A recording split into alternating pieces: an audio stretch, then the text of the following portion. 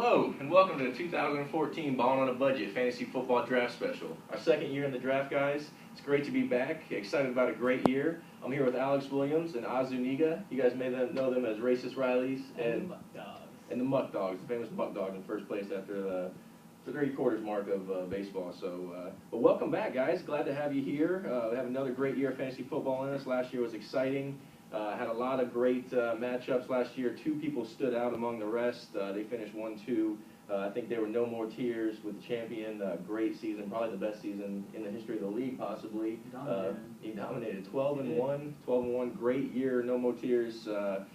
Pretty impressive year.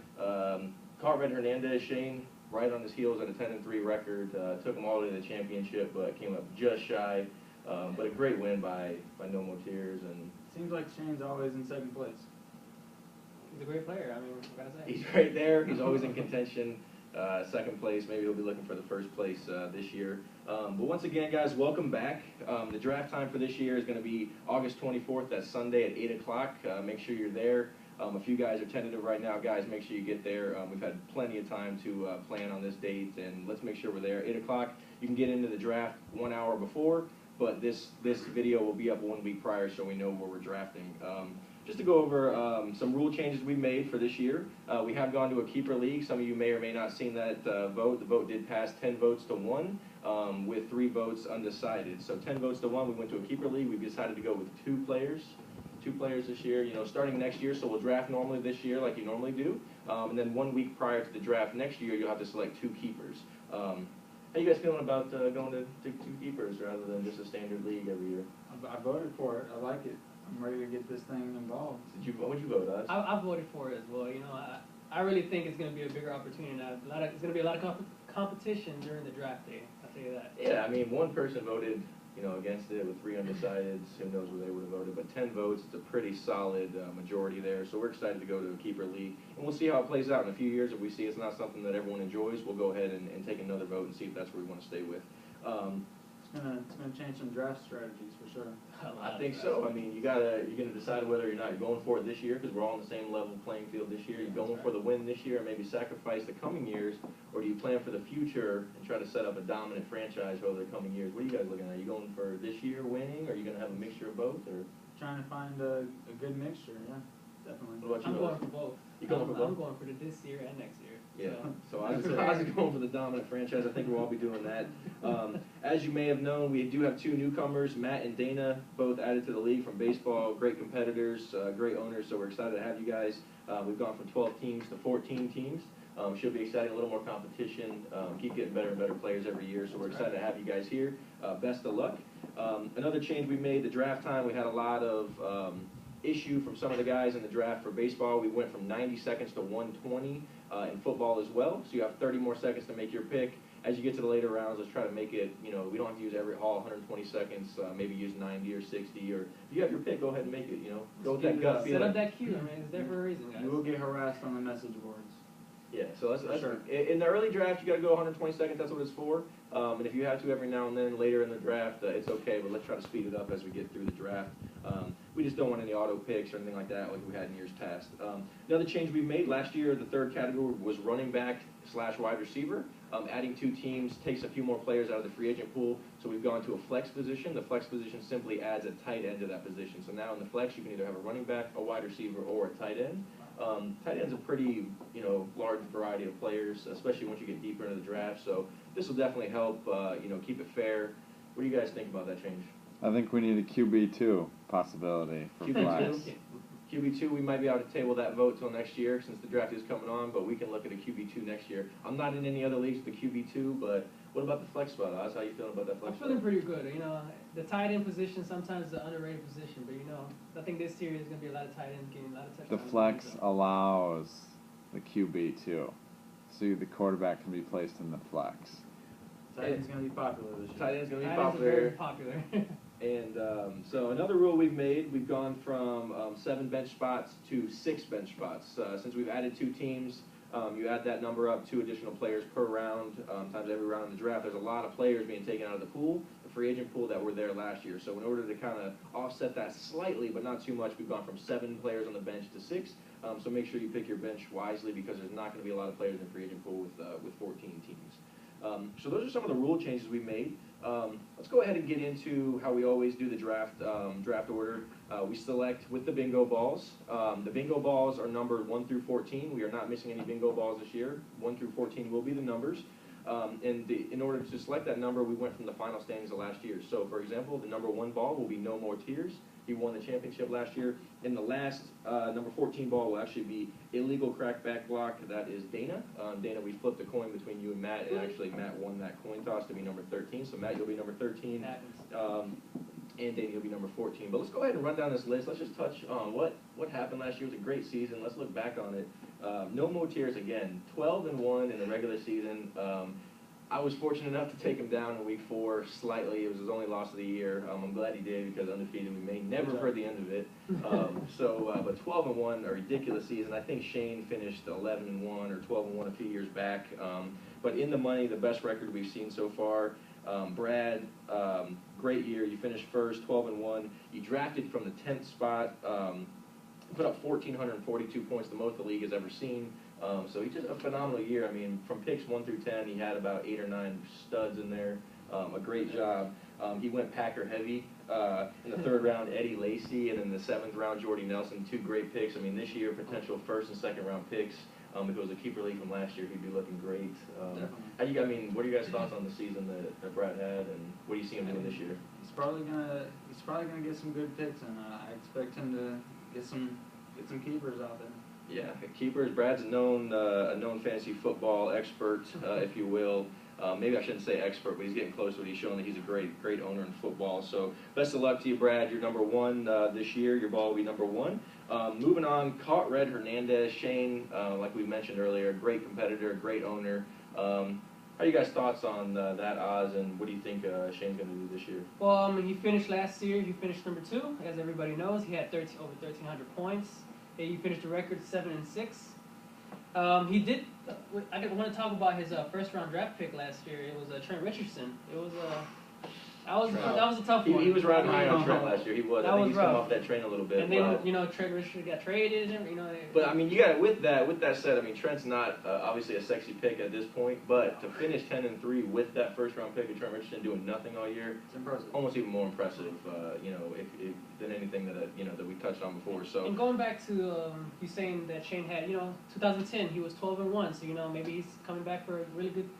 Oh yeah, expect a lot out of Shane. He's going to be firing on all cylinders. Excited for the keeper league, and we'll see what he has going forward. So Shane, you're going to be number 2. Caught Red Hernandez, you're the number 2 ball. The number 3 ball will be myself. Reservations for 6, formerly taking a knee. We've gone to reservations for 6. Finished 3rd last year. But Alex, how you feeling about that? Oh well, he finished 3rd, right over there, of course. I mean, he had a good season. First pick he had was LaShawn McCoy. I mean, that's I took a lot of heat for that pick too last year, guys. Yeah. You don't remember? I mean, he wasn't. He was around like 15 or 16 back then. I took a lot of heat for taking 12. And another key acquisition that he had was Julius Thomas, was it? Julius Thomas in the 12th round. Wow, talk about a pick. That's still. that saved my season in many leagues. So I caught that early from a clip online that I saw that him and Peyton Manning were doing side work and ran with it, and he had a great year. He should expect a lot out of him this year. I expect a lot out of him, and I think he'll have a great year. So I finished 3rd. Yeah. I squeaked in on a crazy stat. I actually edged out future highlight, or actually in this league it's 2012 the champs. I beat him by about 1 point in total points for the year, and therefore I was able to squeak into the playoffs and make a slight run to finish 3rd place, but I was very close to not even making the playoffs, so I'll take it. 3rd place this year, looking to build upon that, and we'll see what happens. But so I'm number 3, reservations for 6, the 3 ball. Number 4 is Muck Dogs Oz. Oz, you're number 4. You finished 4th last year. You did the same thing. You got into the playoffs, made a solid run. Took down our cameraman here, who had a fantastic year. You took him down, and how's Oz shaping up this year, Alex? What are your thoughts on Oz, and how do you think he's going to do? He went out on a limb last year and got I think everybody was dogging him just like you. Drew Brees, 2nd overall pick. That was best pick I ever made. That's rough. I was questioning that pick when it happened, but 340, 350 points, it turned out to be A pick that not everyone would have gone with, Impressive. but something that definitely helped him as Gotta far as risk it to value get the based biscuit, points. guys. I mean, I think he's going to do something crazy in the draft this year. It's a keeper league. I mean, let's see what he does. Second season in. Good luck, guys. Good luck. Muck Dogs, formerly Muck Dogs, Oz. You got the 4-ball. Best of luck to you. Number 5, another guy who had a solid year last year, expecting a lot out of him. The Secret Sauce, Chris Long. Always a fierce competitor as well in baseball and football. You know, he's done well over the last few years. What do you guys have on Chris? And He finished 5th last season. I mean, his record was 7-6. He drafted out of the 8th spot last year, and tough spot to draft out of. he picked up C.J. Spiller in the first round. C.J. Spiller, down year last year, but a sexy pick. You know, people are maybe have some high hopes for him this year. Yep. His best finish was 8-5 in 2011, and a couple of key acquisitions he had. He has the Seahawks defense, which was really good. Of course, strong. everybody knows the Legion of Boom. I mean, Yeah. come on. Strong. Des Bryant and Colin Kaepernick. Colin Kaepernick. So, I mean, he had a really solid team. People That's a nice expecting a team. lot out of those 3 this year as Yep. well. Colin Kaepernick looking to step up and you know, put himself as the lead quarterbacks this year. We'll see if his feet can do it or not. So We'll see. Des Bryant's always, that's right. He's got a couple of branches for sticks. Stud. let's see, Bryant, let's see where he goes this year. Yeah, he's in the top 5 on the keeper rankings. I think he's ranked at number 2 or 3 for keeper rankings, dynasty rankings. Wow. Des Bryant. So Good luck. we'll see if he aims for Des Bryant again this year. Secret Sauce, best of luck to you. Secret Sauce, you'll be the number 5 ball. Going on to number 6, finishing 6th, Monty Ball so hard. Jeremy Ross. J. Ross started out, you know, just phenomenal, just burying people in the 120s, 130s every round. Then kind of fell off there. Had win streaks of 2 or 3 games, had losing streaks of 2 or 3 games. Finished 6 and 7, finished 6th overall. J. Ross has been right on the cusp of getting in the playoffs the last few years. And this year, I mean, he's primed to go in, you know, with somebody that could make a run. You know, he's always right there.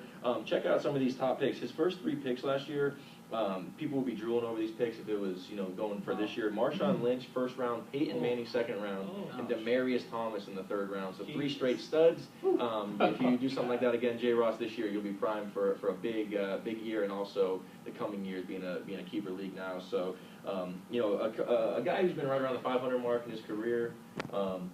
Is probably due to have a solid year this year. I So, think so. J. Ross, best of luck to you, buddy. Again, your best finish in 2012, you finished 3rd, so let's see if you can improve upon that this year. J. Ross, Monty Ball so hard, you will be in the 6th position, the 6th ball. Moving on to our cameraman here. Always has great records in the football league. You know, he's gone with his main guy the last few years, and that would be Graham Cracker Crunch. Brian Bruner, solid career record. What do you guys have on Brian?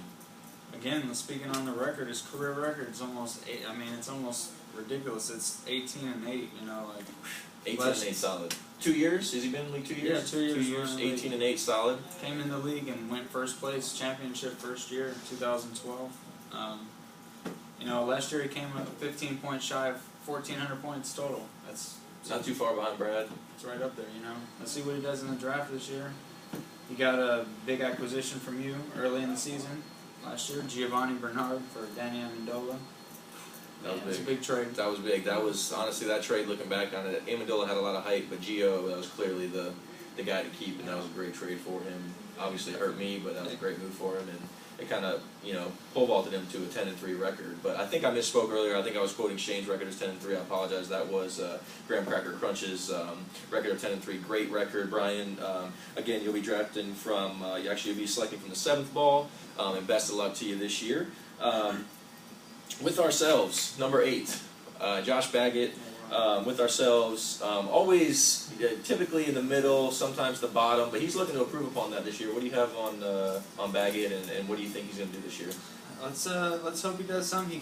Last year he got Jamal Charles out of 7th spot, and that was a great pick. I think the computer may have drafted that spot. I can't remember off the top of my head, Baggett. If you did draft him, congratulations. I don't want to take that away from you, but off the top of my head, it feels like the computer took that spot for you.